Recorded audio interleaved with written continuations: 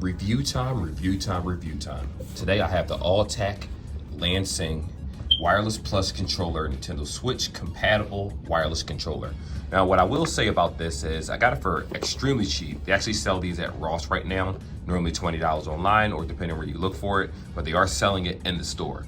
Comes with a couple features that I know some of you are absolutely going to like.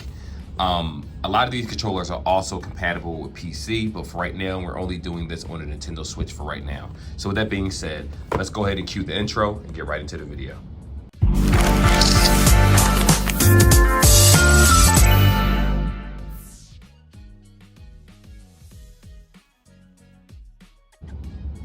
So like always in these videos, guys, you have the option to just switch to the part that you actually want to see through the timestamps. I'm going to do that for you guys. So we're going to go through unboxings, of course. We're going to go through features. We're going to talk about the actual process of how to sync, and I want to try it two ways, of course. One will be hooked up to the Switch directly through a dock. The other one will be obviously through the settings where you can inevitably put it in pairing mode. But anyway, let's go ahead and get to this. I tore this trying to tear this open a little bit earlier, so don't mind that. They're packaged pretty well, to be honest with you. Now, I have had a few Altec accessories over the years. Not the biggest name brand that I personally heard of. I'm sure some of you guys, especially in the PC world, probably know more about it.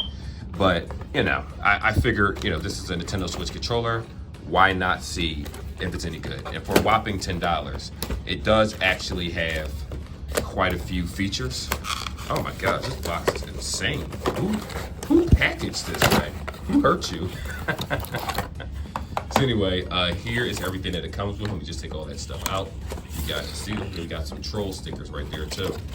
Then we have this right here, which is the USB. So if you look at right here, it actually says that it's USB Type-C, which that will be up top right here, as you can see. We have vibration and motion control. So apparently, theoretically, this should be able to work for games like Mario Kart that allow you to turn the controller. Now, what I will say is temper your expectations. If you get this from Ross and you decide to play a game like Hades or Castlevania or whatever, it'll work just fine 9 times out of 10. But if you're doing motion controls, I only take that with a grain of salt because this is the only reason I call it off-brand because it's not officially Nintendo, but it's compatible with Nintendo. It's built for them. And we're also going to talk about the top buttons because they are not the same as the regular top buttons for the Nintendo Switch. On top of that, you have a textured grip right here. Feels good. On the back, this bad boy right here, if you just zoom in right here, actually says charge time about 3 hours, Bluetooth 3.0. I don't even know how that's possible in this day and age, but this must be a really, well, it probably can't be that old. The Nintendo Switch is about 7 years old, so I'm pretty sure it was higher than 3.0 7 years ago. But anyway, irrelevant right now. You do get a total of about 15 hours of continuous gameplay. That's not bad. Now, the last controller that I reviewed actually had, and 30 hours of standby time. So I can put this aside now. The last controller I reviewed actually had 20 hours of battery life, and it does pretty well. I like it a lot. This guy right here has 15 hours. Now, my goal with controllers is that I give them to my godchildren and different things like that. I prefer regular controllers, especially wireless, because I don't use the official Nintendo Switch dock. I use off-brand ones. I like them better. Well, it's not so much I like them better. It's just that when you sell Nintendo Switches, you normally want to sell it with the original accessories so you can get the regular price that you're asking for, while I keep the off-brand accessories because it's for my personal use only. So anyhow, you have your USB-C cable right here, as you can see. Remember, guys, timestamps to the video if you want to skip to the part you want to see.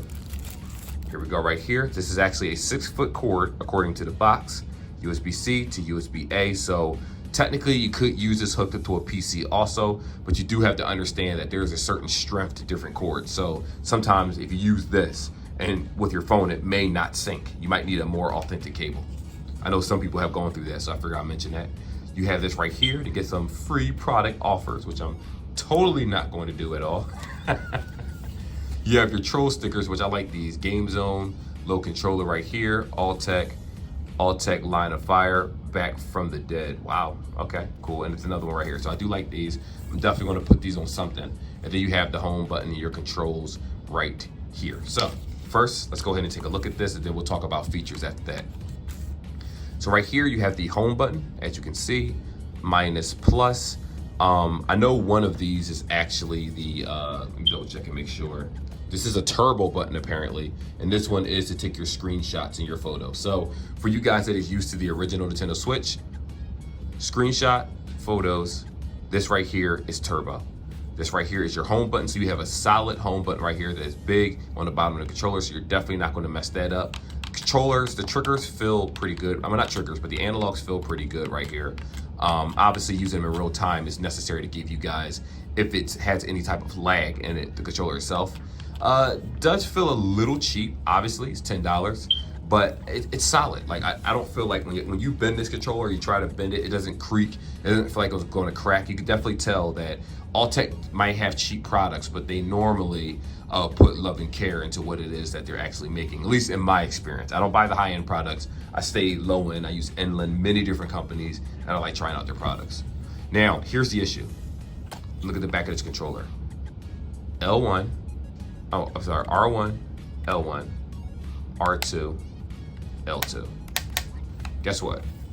With Nintendo Switch, the buttons say a little bit differently. So while you do have the L and R's, I believe, on the Nintendo Switch, the original controller, I think this would say like ZL or something like that, or ZR or something. It will be a little bit different on the original controller. So as long as you memorize the Nintendo Switch buttons, you should already know the positions of all the buttons. If you don't know that, then you might have a little issue with this controller. You might be wondering, why does it say L2 and R2? Well, it's an off-brand controller, so remember that. On top of that, keep in mind, if you plug this to USB-C directly to a computer, a lot of times these do work right away and allow you to play. So I'm going to actually do that test for you guys also in this video. So we're going to connect the controller the easiest way we can.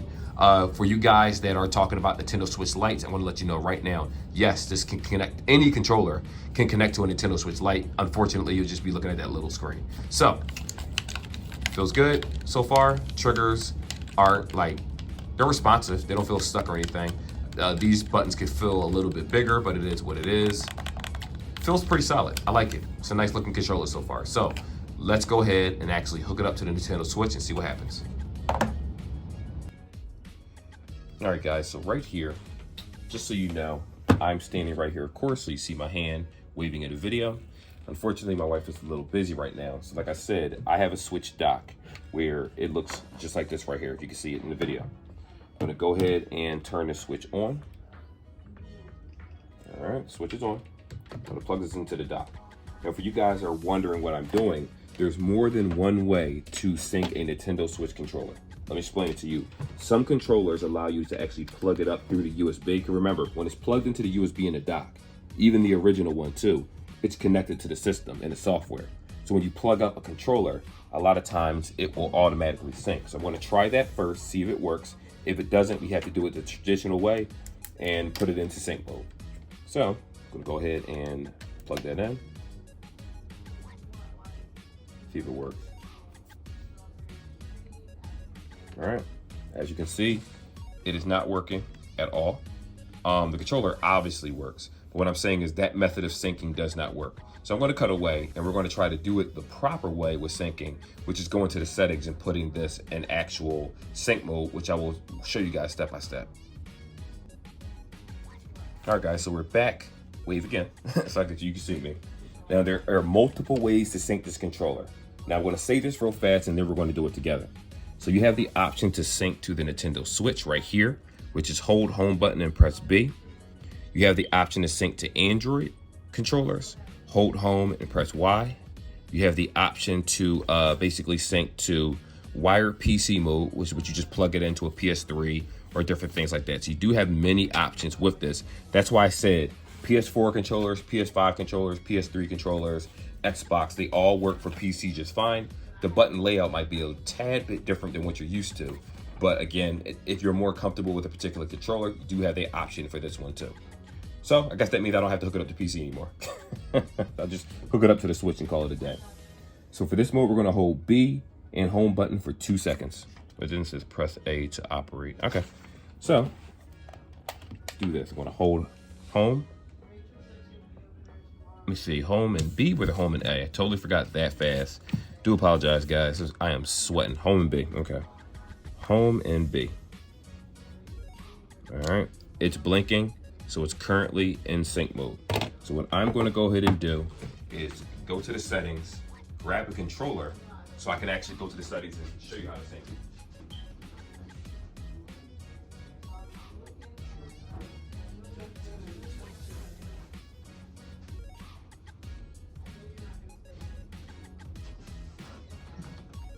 All right, guys, apologize for that. It was a little delay. I had to run and find a controller. So this is the TV right here. This is my other controller, little one I did another review on. Love this guy. I'm gonna go ahead and go to system settings. Actually, no, I can go to controllers, right? I forget which button it is. Change grip order, I think it is.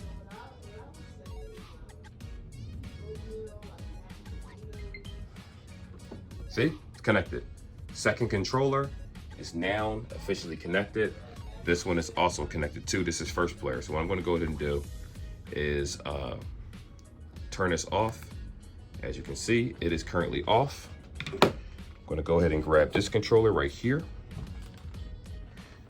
Here's the controller. It's on.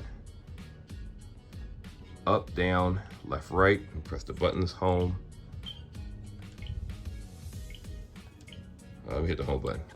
There we go. So I hit the home button right here. Took me all the way back. And that is how you sync this one. So unfortunately, this controller can only be synced through the Nintendo settings down here through controllers. You can't just plug it up to a USB. It is a little bit unfortunate, but like I said, it's not life or death. You don't have to worry about anything. So I'm going to go ahead and play a game. Now, when I play the game, it's going to, should I play it on PC? Matter of fact, I'll just go ahead and play it on Switch for you guys. But let me just go ahead and go to the settings so I can play something that you can actually see how the buttons work. All right, guys, so for this section of the video, plus an LR right here, so you know the controller's up and running. And what I'm going to do is play a few minutes of Dark Souls, just so you can see that I am, in fact, using this controller. Now, with the Nintendo Switch, even though this is, oh, it switched over to player one automatically for me. Make sure I got that in the video for you guys. Player one, there you go. Let's go ahead and play some Dark Souls. Press continue.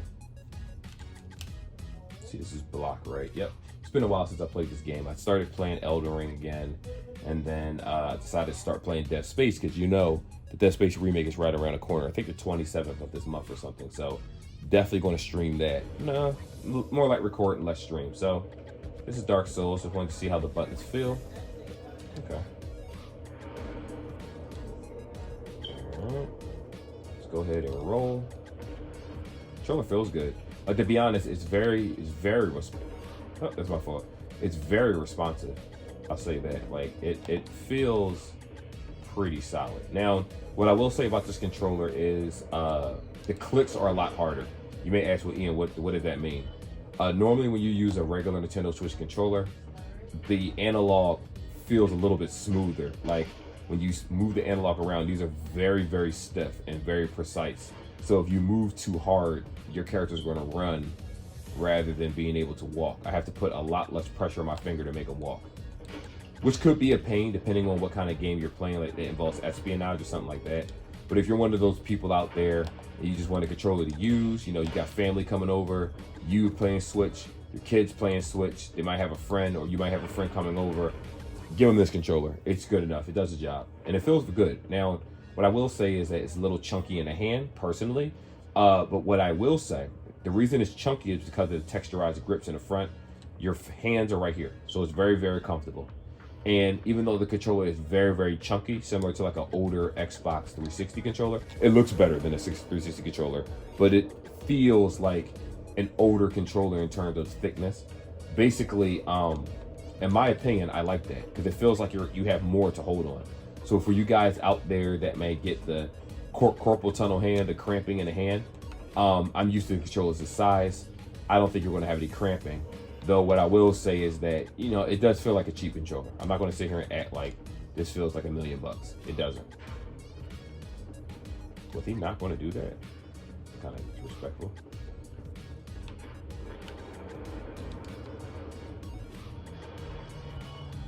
Oh, I'm dead. I didn't know that I was dead. So, like I said, whoa, got burnt up. Got toasty. All right.